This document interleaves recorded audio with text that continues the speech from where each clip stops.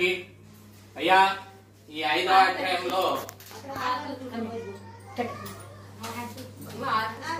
మళ్ళీ తుంగధ్వజుడనే రాజు ఉన్నట్ట. ఆ తుంగధ్వజుడనే రాజు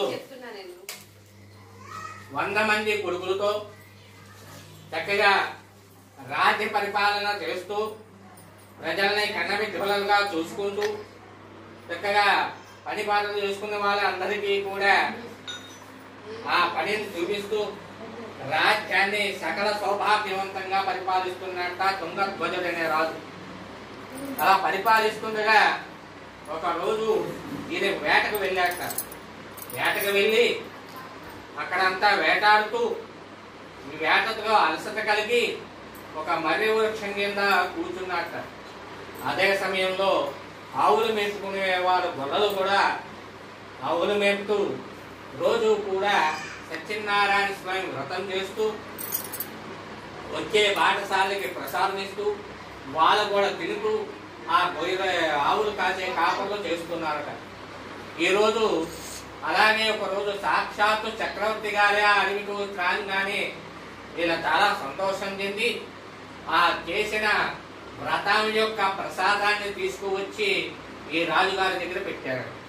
రాజుగారు అది చూసి అది నీచంగా భావించి ఆ ప్రసాదాన్ని నీచంగా భావించి ఆ ప్రసాదాన్ని కన్నెత్తి చూడకుండా ఆ ప్రసాదానికి నమస్కారం చేయకుండా దాన్ని నీచంగా భావించి వెనక్కి తిరిగి చూడకుండా వెళ్ళిపోయారట. అప్పుడు సత్యనారాయణ స్వామి వారికి కోపం వచ్చిందిట. రాగానే 100 మంది కొడుకులు కూడా ఒక్కొక్క వ్యాధితో చనిపోయారు. ఈయన ఇదంతా అయ్యి వేటకు వెళ్ళి అంతా ముగించుని ఇంటికి వచ్చేసరికి 100 మంది కొడుకులు కూడా చనిపోయారట. అప్పుడు లభోదేవంటూ చేస్తూ ఉండగా ఈ లోపల శత్రురాజ్యాలు అందరూ కూడా గొడవలుకుని ఈ చక్రవర్తి మీద దండెత్తి ఈ రాజుగాన్ని ఓడించి తన రాజ్యాన్ని తన ధనాగారాన్ని తన డబ్బుని కూడా దోచుకున్నారట సామంతరాజులు.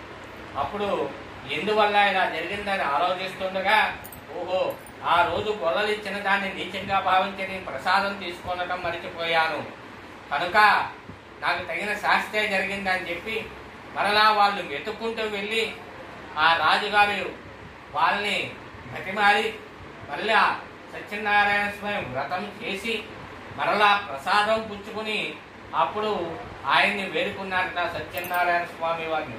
అయ్యా నా తప్పు అయిపోయింది, క్షమించండి, ఎహరించి అలా జరగదు, మీరు సత్యనారాయణ వ్రతాన్ని రోజు కూడా నేను చేస్తానని చెప్పి ఆయన మొక్కుకున్నట్ట.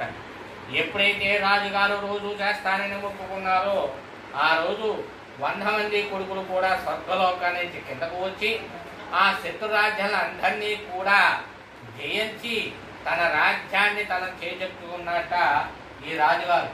అప్పటి నుంచి రాజ్యంలో ప్రతిరోజు కూడా ప్రతి ఒక్కరు కూడా ఈ సత్యనారాయణ వ్రతాన్ని చేయవలసిందే అని చెప్పి తంకు వేసి ఆ సత్యనారాయణ స్వామి బ్రతుకున్నంత కాలం కూడా ఈ రాజుగారు ఆ వ్రతాన్ని చేస్తూ కాలం గడిపి అంత్యకాలను మోక్షాన్ని పొందేట రాజుగారు.